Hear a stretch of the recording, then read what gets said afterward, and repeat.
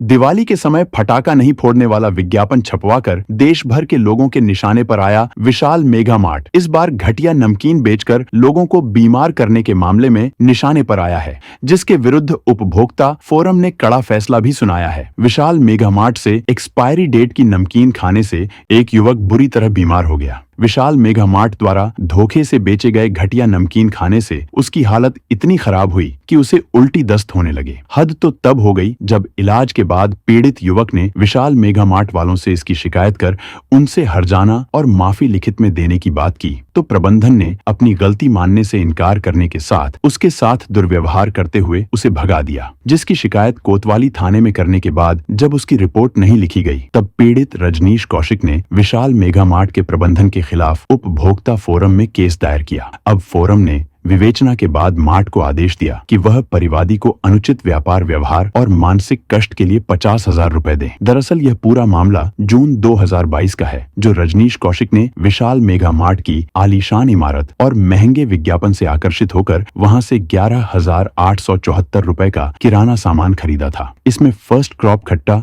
मीठा नाम से एक नमकीन का पैकेट भी था। 3 दिन बाद जब उसने वह नमकीन खाया तो उसे उल्टी दस्त शुरू हो गए। उसकी हालत इतनी खराब हो गई कि रजनीश को रक्षित केंद्र रायपुर के पुलिस अस्पताल में जाकर इलाज कराना पड़ गया।